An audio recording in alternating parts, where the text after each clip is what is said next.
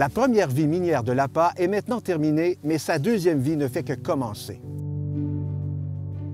Aujourd'hui, la plupart des équipements de surface et souterrains de l'APA, ainsi qu'une partie de ses stériles, sont utilisés à d'autres sites miniers d'Agnico Eagle au Québec et au Nunavut.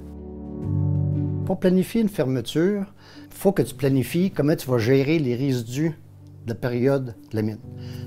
Toutes les roches stériles qu'il y avait sur le site, l'APA, on avait caractérisé pour voir s'il était générateur acide, s'il y avait des problématiques long terme avec ça, mais la nature a bien fait les choses. On a eu besoin de ce stérile-là à la ronde pour l'expansion des parcs à résidus.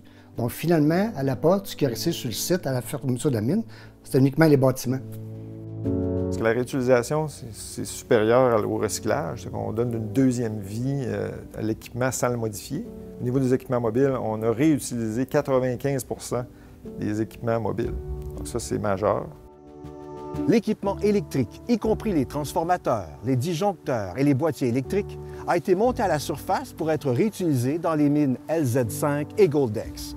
À travers le processus, les gens de Goldex, les gens de Canadian Malartic, les gens du Nunavut ont pu également mettre la main sur du matériel qui était quand même encore utilisable et ainsi réduire les coûts pour nos autres opérations. Puis lorsque Agnico Eagle avait pris ce qu'il avait besoin, on est allé à l'externe. Donc l'acheteur qui était en charge de tout ça gérait le catalogue. Au niveau de la réutilisation des équipements, on est vraiment fiers d'avoir atteint ce niveau-là, c'est certain. Cette utilisation en continu de l'équipement et des ressources constitue un élément clé dans l'économie circulaire, de même qu'une pratique exemplaire que nous poursuivons dans nos sites miniers. Ensuite, il y a un tri des matériaux qui se fait à ce niveau-là pour séparer ce qui va au site d'enfouissement de ce qui peut être recyclé. Donc, on a recyclé plusieurs centaines de tonnes d'acier, plusieurs tonnes de cuivre. On a désarmé les bétons de leur acier pour pouvoir disposer du béton sans acier. Puis, il y a un nombre quand même assez restreint de matériel qui ont été disposés au centre d'enfouissement. Ça, ça a été très, très bien.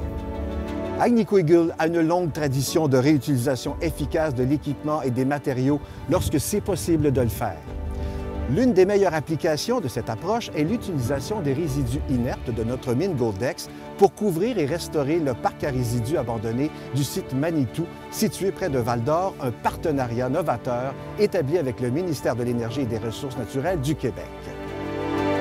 Dans le dernier bloc de notre série sur l'APA, nous examinons les travaux de réhabilitation en cours qui permettront à la nature de reprendre progressivement ses droits à l'APA.